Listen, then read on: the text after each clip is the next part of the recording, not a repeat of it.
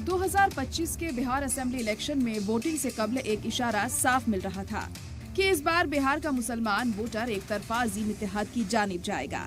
ऐसा इशारा इसलिए भी था क्योंकि 2020 के असेंबली चुनाव में मुसलमानों के गढ़ सीमांचल में हैदराबाद के असदुद्दीन ओवैसी की पार्टी AIMIM ने 5 सीटें जीतकर इशारा दे दिया था कि मुस्लिम सियासत रियासत में पैर पसार रही है। ये और बात है कि बाद में AIMIM के 5 MLA में से 4 ने RJD का दामन थाम लिया था। यही वजह थी कि शायद बिहार की सभी सियासी पार्टियों ने कम से कम मुस्लिम उम्मीदवार देने पर गौर किया। सभी सियासी पार्टियों को लगता था कि मुस्लिम वोट उन्हें छोड़कर कहां जाएगा, क्योंकि बीजेपी को हराने वाला अजीम इत्तेहाद ही है। लेकिन ऐसा हुआ नहीं और बिहार खासकर सीमांचल के मुसलमानों ने अजीम इत्तेहाद को जबरदस्त आईना दिखा दिया। बिहार में तेजस्वी की बजाय ओवैसी पर मुसलमानों के बढ़ते भरोसे की वजह सियासी तज्जियाकार अनुज अग्रवाल बताते हुए कह रहे हैं कि जब से मुल्क भर में बीजेपी सनातनी हिंदुत्व की सियासत कर रही है, तब से मुल्क में हिंदू समाज कास्ट की बुनियाद पर नहीं बल्कि मजहब की बुनियाद पर वोट कर रहा है। ऐसे में मुसलमानों के सामने एक मुश्किल खड़ी होती नजर आ रही है। पुरानी जो समाजवादी और धर्मनिरपेक्ष राजनीति थी, जिसको सेकुलर बिल चलाते थे, उसमें मुस्लिम हितों का और मुस्लिम धर्म के प्रति एक सम्मान का भाव था और वो परंपरागत भारत के पिछले कई शतकों से चली आ रही जो स्थितियां थी, उसके साथ एक सामंजस्य था उसका। लेकिन जब से सनातनी हिंदुत्व की राजनीति भाजपा ने की है और वो तेजी से मुख्य धारा में आई है, तो उसने हिंदुओं को जाति के आधार पर वोट करने की जगह धर्म के आधार पर वोट करने के प्रेरित किया। तो ऐसे में मुस्लिम मतदाता है, उसके सामने एक बड़ा संकट उत्पन्न हो गया। तो अपने अस्तित्व और अपनी पहचान के लिए उसको लगा कि सेकुलर दल उतने ठीक नहीं है, इसलिए उन्होंने असदुद्दीन ओवैसी को अपने नेतृत्व के रूप में, नेता के रूप में स्वीकार करना शुरू कर दिया।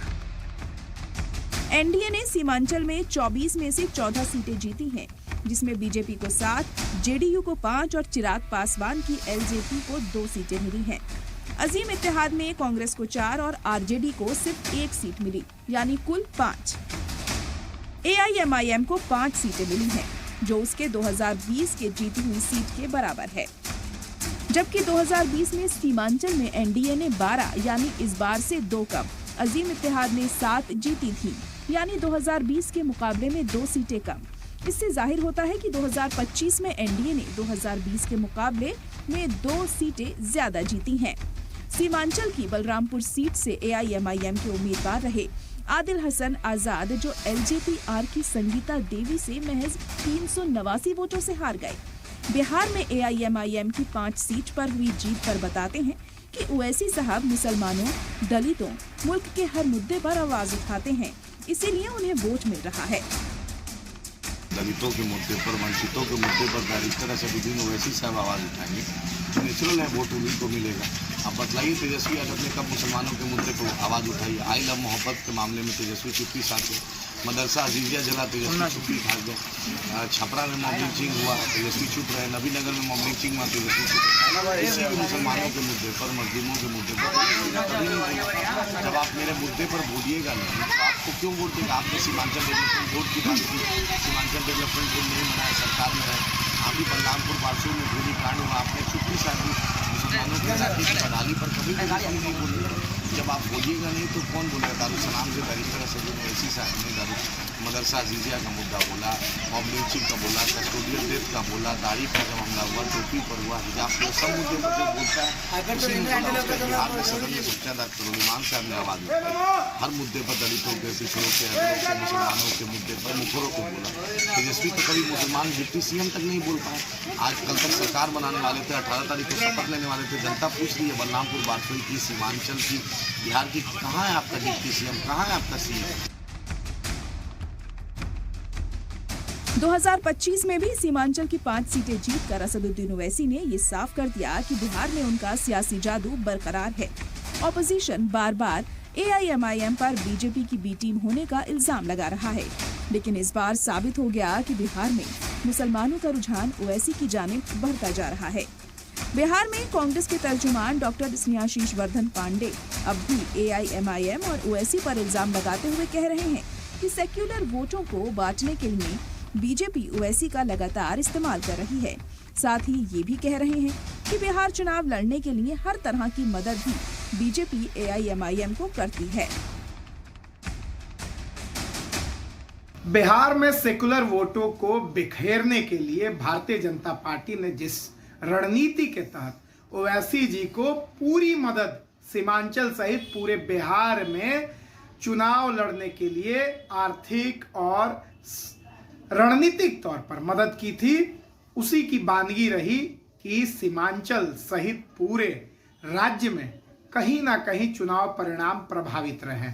और ओवैसी साहब ने जितनी मुस्तैदी के साथ मुस्लिम बहुल इलाकों में चुनाव लड़ा है, वो ये स्पष्ट करने के लिए काफ़ी था कि वे नहीं चाहते थे कि बिहार में महागठबंधन की सरकार बने, और उन्होंने सत्ता से संरक्षित होकर जिस तरीके से चुनावी लाभ लेने की कोशिश की और हमारे मुस्लिम भाइयों को बरगलाने की कोशिश की, वो अब खुलेआम है। क्योंकि सबको मालूम है कि बिहार में ओवैसी साहब अमित शाह के इशारे पर लगातार कैंप किए हुए थे। वहीं आरजेडी के तर्जुमान आरजू खान इससे अलग हार की भड़ास लगाते हुए कह रहे हैं कि CEC ज्ञानेश्वर कुमार की मेहरबानी है कि हम इख्तिदार में नहीं आ सके। जो राजनीतिक गलियों में जो हलचल हुई है कि राष्ट्रीय जनता दल को यानी कि महागठबंधन का वोट किसी और पार्टी ने काट लिया, तो मैं आपको स्पष्ट शब्दों में ये बताना चाहता हूं कि ज्ञानेश कुमार की मेहरबानी की वजह से, जो इलेक्शन कमीशन के चुनाव आयुक्त जो चीफ है, कमिश्नर है, उनकी वजह से ये मेहरबानी है। बिहार की जनता ने बदलाव के लिए, बिहार की जनता ने रोटी को जलने से बचाने के लिए रोटी को पलटने की कोशिश की, कवायद शुरू की। और यही नहीं, बिहार की जनता जो है महंगाई के ऊपर, बेरोजगारी के ऊपर, शिक्षा के ऊपर, चिकित्सा के ऊपर उन्होंने वोट किया। लेकिन मेहरबानी है ज्ञानेश कुमार का कि उसके वजह से सत्ता पक्ष के लोग दोबारा शासन और सत्ता में बैठे हैं। हम लोग लगातार कहते आए हैं कि हमें अगर किसी से डर नहीं है, इस देश के लोकतंत्र को अगर कोई खराब कर रहा है, बर्बाद कर रहा है, तो वो भारतीय जनता पार्टी है, जो CBI, ED के बाद इलेक्शन कमीशन जैसे और मीडिया जैसे लोगों का संस्थागत दुरुपयोग कर रही है। जबकि सियासी तज्जियाकार हाजी नसीम का मानना है कि मुल्क भर में मुसलमानों के खिलाफ नफरत का ट्रेंड चलाया जा रहा है, जिससे मुसलमानों का सियासी ग्राफ लगातार गिर रहा है। एक तो पार्टियां मुसलमानों को टिकट नहीं दे रही थी। जिन पार्टियों ने मुसलमान को टिकट दिया, तो जनता ने उन पार्टियों के जो विधायक थे उनको जिताने की पूरी कोशिश करी। लेकिन मुसलमानों को जिस तरीके से यहाँ पर अछूत बनाने की कोशिश करी जा रही है, ये सही नहीं है। क्योंकि भारत का मुसलमान भारत हित की बात करता, संविधान की बात करता। लेकिन जिस तरीके से देश के अंदर एक मुसलमानों को लेकर जिस तरीके का ट्रेंड चलाया जा रहा है, मुसलमानों के प्रति जो जनता की एक नफरत का माहौल देश के अंदर क्रिएट करा जा रहा है, कहीं ना कहीं मुसलमानों का ग्राफ गिरता जा रहा है। उसी का खामियाजा है जो बिहार के अंदर MLA जो मुस्लिम समुदाय के थे, उनका ग्राफ गिरा है। ये बहुत ही चिंताजनक है। देश के अंदर इस तरीके के माहौल नहीं होना चाहिए। सबको यहाँ देश के अंदर लोकतंत्र के अंदर अपनी बात रखने का अधिकार है। बिहार में मुस्लिम MLA के गिरते ग्राफ पर सीनियर सहाफी रजा हुसैन रिजवी क्या कुछ कह रहे हैं, सुनिए। कहीं न कहीं आपकी जो है वो संख्या कम हुई है। उसका कारण ये है कि जो दल थे, जो बड़े दल थे, उन्होंने जो है वो मुस्लिम उम्मीदवारों को कम उतारा। इस बार टिकट जो दिए गए उसमें NDA ने जो है भी जो है वो उसकी तरफ से केवल 5 मुसलमानों को टिकट दिया गया, जिसमें 1 ही जीता और JDU का। और सीमांचल क्षेत्र में जो है वोटों का बिखराव हुआ, जैसे किशनगंज है, अररिया है, कटिहार है, पूर्णिया है, कोचाधामन है, अमौर है, बैसी है, जोकीहाट है। ये यहाँ मुस्लिमों की बड़ी संख्या है, वहाँ ज़्यादा आबादी है। लेकिन मुस्लिम वोट जो है कई दलों में बटा, AIMIM में, राजद में, कांग्रेस में और कुछ निर्दलीय उम्मीदवार खड़े हुए, तो उसमें जो है मुकाबला हुआ। तो इसके कारण मुसलमानों को वोट भी जो है मुस्लिम कैंडिडेटों को कम मिल पाए, जबकि मुसलमानों ने अपने जो पारंपरिक वोट थे वो उन्होंने दिया, लेकिन वोट बटने के कारण विधायकों की संख्या कम हुई है। बिहार में AIMIM की ये जीत इसलिए अहम मानी जा रही है क्योंकि बिहार में NDA की लहर के बीच RJD जैसी बड़ी सियासी पार्टी के सीटें 25 तक आकर सिमट गई। वहीं इसके उलट AIMIM पिछले चुनाव में मिली 5 सीटों को बचाने में कामयाब रही। दिलचस्प यह है कि तेजस्वी यादव की पार्टी RJD ने 14% वाली यादव आबादी को 52 टिकट यानी 36% और मुसलमानों की 17% आबादी को महज 18 टिकट देना भी मुसलमानों में नाराजगी का सबब बना है। कांग्रेस ने भी सिर्फ 10 मुस्लिम उम्मीदवार खड़े किए।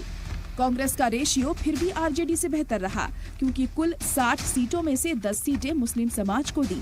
यह गैर बराबरी न सिर्फ मुस्लिम वोट बैंक को नाराज करने वाली साबित हुई बल्कि ओवैसी की AIMIM को फायदा भी पहुंचाने में कारगर साबित हुई। ब्यूरो इनपुट के साथ दिल्ली से नदीम अहमद की रिपोर्ट।